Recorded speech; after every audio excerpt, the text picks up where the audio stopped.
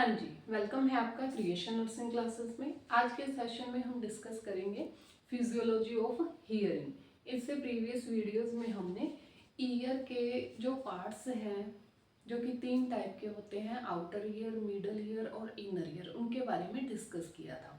तो आज हम बहुत ही सिंपल वे के अंदर इसकी जो फिजियोलॉजी है कि हमें हियरिंग हम कैसे सुन सकते हैं, तो उसके बारे में डिस्कस करेंगे। तो चलिए स्टार्ट करते हैं। तो आज का टॉपिक है हमारा फिजियोलॉजी ऑफ हियरिंग। तो जैसे कि आप जानते हैं कि जो हमारा आउटर ईयर है उसमें वो आगे 3 पार्ट्स के अंदर डिवाइड रहता है। फर्स्ट वन होता है पिन्ना, फिर ऑडिटरी कैनाल एंड देन आता है अपना टिम्पैनिक मेम्ब्रेन। तो क्या होता है, तो सबसे पहले जो अपना पिन्ना है वो क्या करेगा, साउंड वेव्स को कलेक्ट करेगा। ठीक है, कोई भी एक्सटर्नल इन्वायरमेंट के अंदर साउंड आई, उस साउंड्स को क्या किया, अपना जो पिन्ना है उसने उन साउंड वेव्स को कलेक्ट कर लिया। कलेक्ट करने के बाद क्या करेगा, ये ट्रांसफर करेगा जो अपना ऑडिटरी कैनाल है वहां तक। तो पिन्ना ने, ये जो बाहर वाला पोर्शन है ये पिन्ना है, इसने क्या किया, साउंड वेव्स को कलेक्ट किया and after that transfer to auditory canal. Auditory canal तक इसे ट्रांसफर कर दिया। अब ऑडिटरी कैनाल का जो एंड पोर्शन है वहाँ क्या होता है, टिम्पैनिक मेम्ब्रेन रहती है। तो ये जो वाइब्रेशंस हैं ये कहाँ जाएंगी, टिम्पैनिक मेम्ब्रेन से टकराएंगी। ठीक है, ये वाइब्रेशन कहाँ गई, टिम्पैनिक मेम्ब्रेन से टकराई।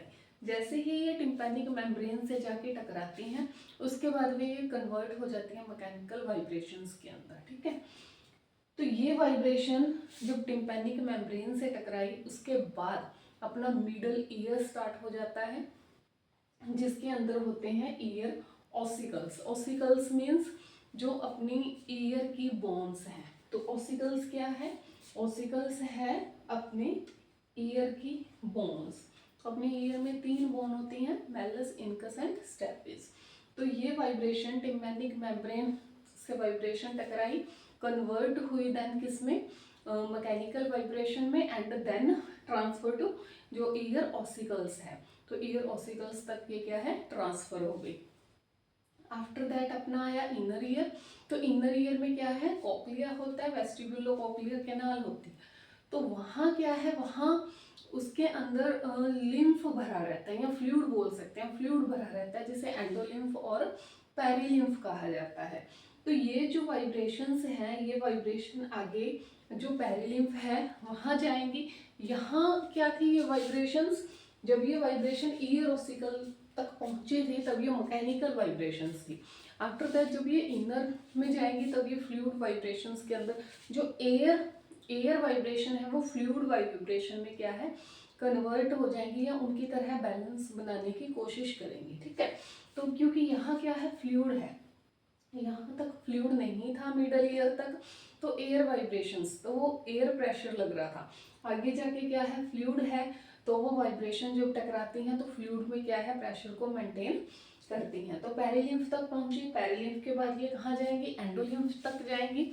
एंडोलिम्फ से होते हुए वहाँ जो अपनी ऑडिटरी कैनाल है, ऑडिटरी कैनाल सॉरी जो ऑडिटरी नर्व एंडिंग है, इनर ईयर में क्या है, ऑडिटरी नर्व की एंडिंग पाई जाती है, उसे ये स्टिमुलेट कर देंगी।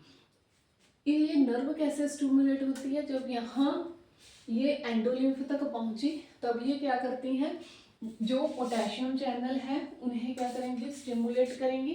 तो ये स्टिमुलेट होंगे। आफ्टर दैट जो कैल्शियम चैनल है वो स्टिमुलेट होंगे। आफ्टर दैट इसके बाद क्या होता है, जो न्यूरोट्रांसमीटर है वो रिलीज होता है। ठीक है, पोटेशियम चैनल रिलीज हुआ, कैल्शियम हुआ और फिर उसके बाद न्यूरो ट्रांसमीटर जो है, न्यूरोट्रांसमीटर रिलीज होता है। जैसे ही न्यूरोट्रांसमीटर रिलीज हुआ, ये न्यूरोट्रांसमीटर क्या करेगा, जो ऑडिटरी नर्व्स के एंडिंग है उन्हें स्टिमुलेट करेगा। जैसे ही ये नर्व्स एंडिंग स्टिमुलेट हुई, ये आगे क्या करेंगी, जो अपना ब्रेन है वहां तक सेंसेशंस लेके जाएंगी और ब्रेन का जो ऑडिटरी एरिया है, अपने ब्रेन का जो ऑडिटरी एरिया है उसे स्टिमुलेट कर देती हैं।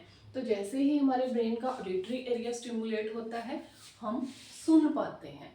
तो ये था हमारा आज का कंटेंट, फिजियोलॉजी ऑफ हियरिंग। तो बहुत ही सिंपल वे में हमने डिस्कस किया है इसे।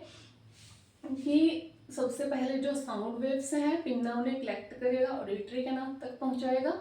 ऑडिटरी कैनाल क्या करेगी, जो टिम्पैनिक मेम्ब्रेन है उस टिम्पैनिक मेम्ब्रेन तक पहुंचाएगी।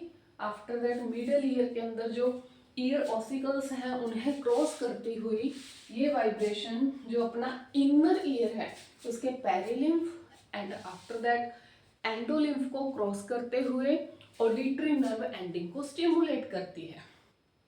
आफ्टर दैट ये क्या करती है, जैसे ही ऑडिटरी नर्व स्टिमुलेट हुई तो जो अपना वो नर्व उन सेंसेशंस को कहाँ लेके जाएगी, इम्पल्सेस को ब्रेन के ऑडिटरी एरिया तक लेके जाएगी and after that we are hearing, हम क्या है सुन पाते हैं। तो ये था हमारा आज का कंटेंट। उम्मीद है आपको हमारा आज का कंटेंट बहुत ही हेल्पफुल रहा होगा। Thank you so much.